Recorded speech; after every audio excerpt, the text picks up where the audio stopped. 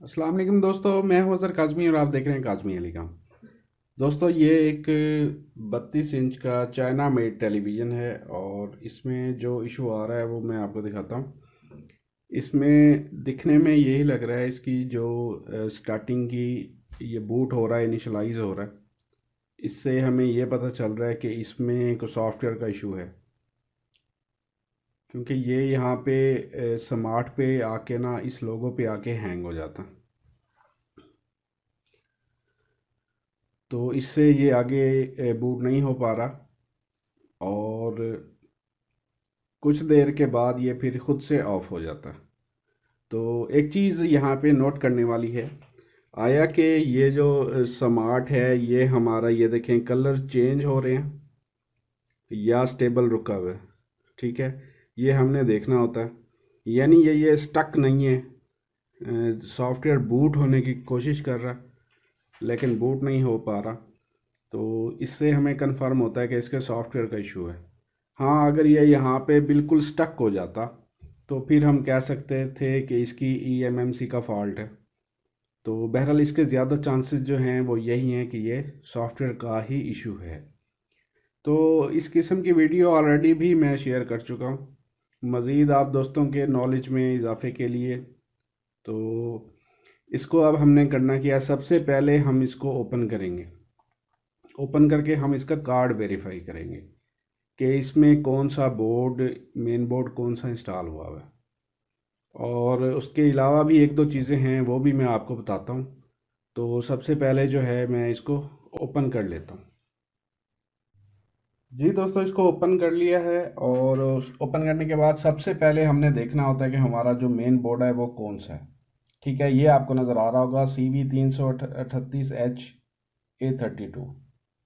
ठीक है, ये हमारा मेन बोर्ड हो गया। और इसके अलावा इसमें जो एक चीज़ और भी आपको बता दूं कि ये 5 पेयर हैं। ठीक है, 10 डाटा है तो इसको ये 1366 का होगा। वैसे इसके ऊपर जो है यहाँ पे पैनल नंबर भी लिखा हुआ है, यहाँ से हम जो गूगल करके भी इसका डाटा निकाल सकते हैं। ठीक हो गया, ये इसका टी कॉन अलग से लगा हुआ है।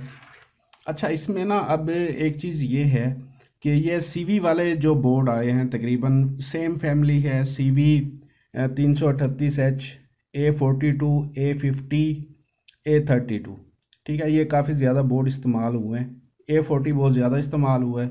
इन में एक दूसरे के सॉफ्टवेयर भी इंस्टॉल हो जाते हैं, लाजमी नहीं है कि हमारे पास A32 का सॉफ्टवेयर हो। ठीक है, ये एक स्टिकर सा लगा हुआ है, इस पे इसका बोर्ड का मॉडल वगैरह लिखा है। ये देखें CV 338H A32, और इसमें कोई सीरियल नंबर वगैरह है। और इसमें एक और चीज़ जो मैं आपको बताऊं, इसमें ये लिखा हुआ है कि ये जो बोर्ड है वो कितने मिली एम्पेयर करंट दे सकता है बैकलाइट के लिए।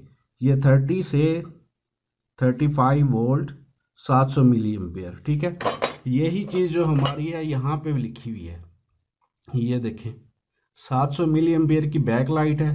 तो हमने करना क्या है कि हमने इसकी मैचिंग का सॉफ्टवेयर इसमें करना है। ठीक है, अगर सम टाइम्स ऐसा होता है कि हम बोर्ड में बैक लाइट मैच किए बगैर सॉफ्टवेयर डाल देते हैं, तो बैकलाइट कम एम्पेयर की होती है, हम ज़्यादा एम्पेयर वाला सॉफ्टवेयर डाल देते हैं, लेकिन होता बहुत कम है और कब किसी किसी बोर्ड में होता है, तो उसमें ये होता है कि हमारी बैकलाइट ख़राब हो जाती है।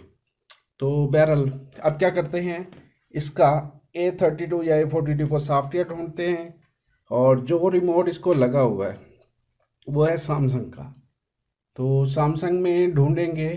वरना इसके एंड में आपको बताऊंगा सर्विस मेन्यू में जाके कि इसमें रिमोट और लोगो चेंज करने की ऑप्शन भी अवेलेबल है। ठीक है, सीवी के जितने बोर्ड हैं तकरीबन इन इन सब में अवेलेबल होती है, उससे आसानी हो जाती है, आप अपनी मर्ज़ी का रिमोट और लोगो सिलेक्ट कर सकते हैं। ठीक है, अब इसका सॉफ्टवेयर ढूंढता हूँ, फिर आगे चलते हैं। जी दोस्तों, एक सॉफ्टवेयर मैंने ये इसमें कॉपी कर लिया है, अनटेस्टेड है मेरा, इसका टेस्टेड नहीं था A32 का। तो बहरहाल सॉफ्टवेयर इसी फैमिली का है, उम्मीद है। तो ये मैंने पेन ड्राइव में कॉपी करके इसमें लगाया है। और अब हमने करना क्या है, इसकी अभी मैंने पावर ऑन नहीं की, क्योंकि उस सबसे पहले हमें कीपैड से इसकी पावर वाली स्टैंड बाई पावर की जो होती है उसको प्रेस करके रखना होता है, फिर इसको स्विच ऑन करना होता है, तो ये बूट करवा लेता है। ठीक है, अब मैं इसको क्या करता हूँ, प्रेस कर लेता हूँ। ठीक है, और इसको मैं पावर ऑन करता हूँ। ये इसको ब्लिंक करना चाहिए, ये देखें। इसको मैं छोड़ देता हूँ। अब चेक करते हैं इसकी स्टेटस क्या है। ये अभी ब्लिंक नहीं कर रही।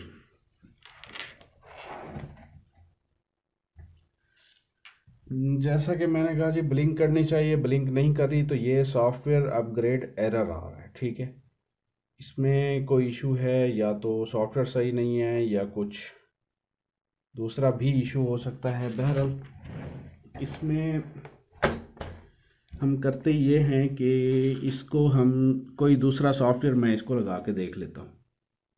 जी दोस्तों, सॉफ्टवेयर कॉपी किया है पेन ड्राइव में और पेन ड्राइव को लगा दिया। ठीक है, स्टैंड बाई लाइट ऑफ है, पावर की प्रेस करेंगे, पावर स्टैंड बाई की प्रेस करके रखेंगे और हम अपनी पावर जो है वो ऑन कर देते हैं। इसको ब्लिंक होना चाहिए, देखिए ब्लिंक हो रही है, इसका मतलब ये है कि अब ये सॉफ्टवेयर ले रही है। ठीक है,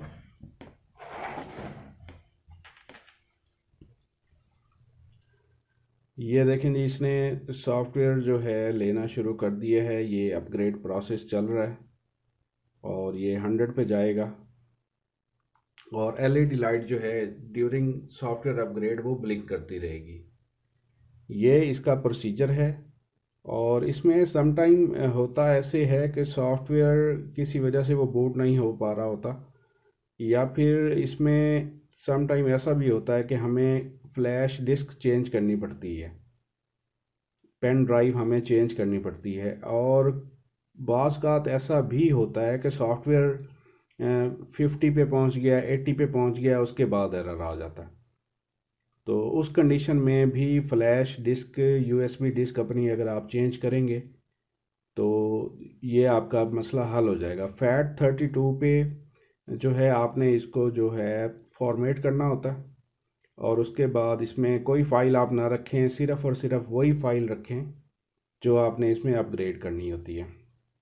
CV338 के जो बोर्ड हैं उनकी जो डिफ़ॉल्ट फ़ाइल होती है वो CTV upgrade.bin के नाम से होती है।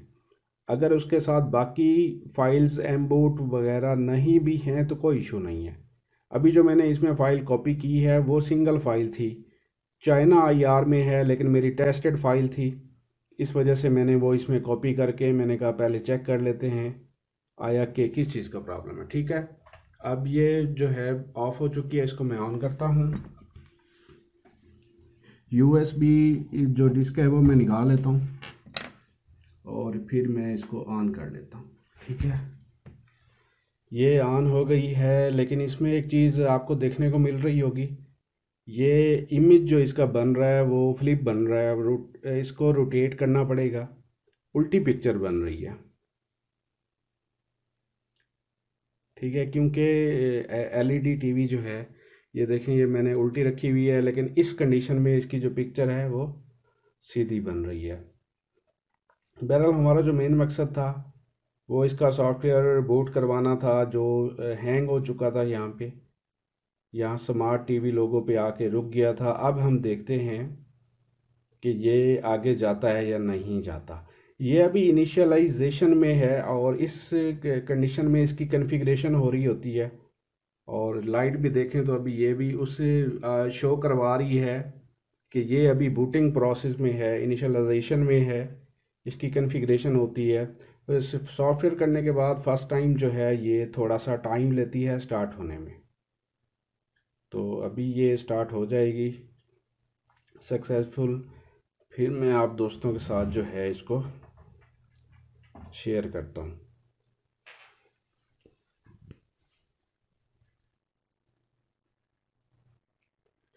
ये देखें दोस्तों, ये जो है बिल्कुल स्टार्ट हो चुकी है और ये वेलकम पे आ चुकी है। पहले भी शायद मैंने अपनी वीडियोस में बताया था, जब भी हम वो देखें लाइट भी अब जो है वो ब्लिंक करना रुक गई है। जब भी हम जो है फर्मवेयर करते हैं किसी भी टीवी में, तो वो सबसे पहले जो है थोड़ा सा टाइम लेता है। फर्स्ट बूटिंग में थोड़ा सा टाइम लेता है। अभी इसको जो रिमोट मैंने ये चाइना IR में लगाया था, तो सबसे पहले मुझे इसका रिमोट देखना पड़ेगा। इसका रिमोट देख लेते हैं, फिर आगे चलते हैं।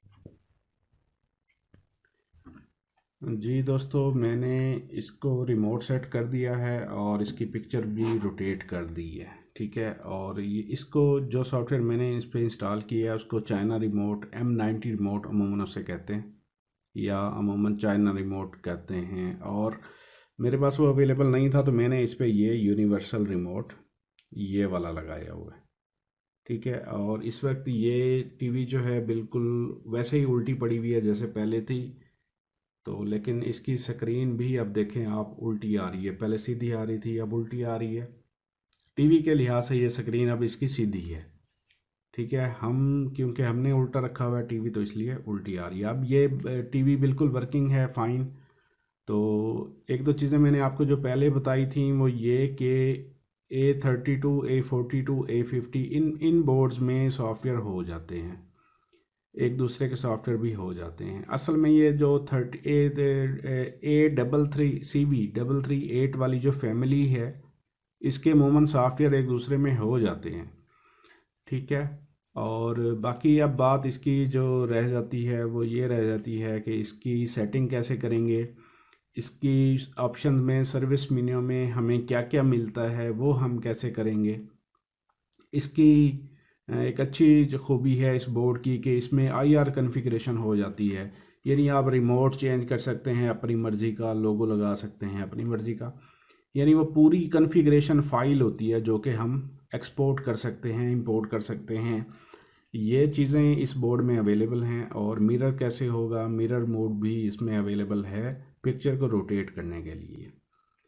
तो और भी कुछ चीज़ें होंगी। बहरहाल ये इंशाल्लाह मैं नेक्स्ट वीडियो में बिल्कुल आप दोस्तों के साथ डिटेल से वो शेयर कर दूंगा, क्योंकि ये बोर्ड अक्सर मार्केट में अवेलेबल हैं। तो ये आज की वीडियो हमारी जो थी वो यहीं तक थी। उम्मीद करता हूँ आपके नॉलेज में काफ़ी इजाफा हुआ होगा। तो नेक्स्ट वीडियो तक के लिए अल्लाह हाफिज़।